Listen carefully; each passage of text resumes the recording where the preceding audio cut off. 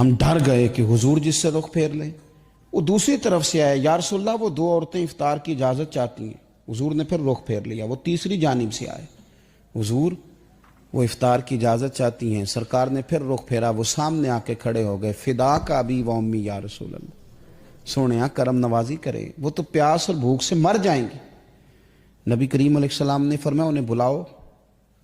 وہ جب آئیں، حضور نے پیالہ منگایا، پیالہ آ گیا تو فرمایا اس میں کیا کرو۔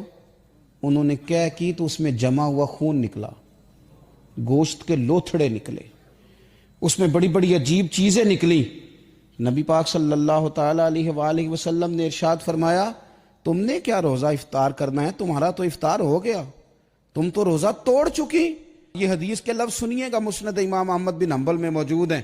حضور فرماتے ہیں تم نے حلال چیزوں سے روزہ رکھ لیا تھا، حلال چیزوں سے، کھانا کھانا حلال ہے نا، اس سے روزہ رکھ لیا، پانی پینا حلال ہے، اس سے روزہ رکھ لیا۔ فرمایا حلال چیزوں سے تم نے روزہ رکھ لیا تھا اور حرام کے ساتھ تم نے توڑ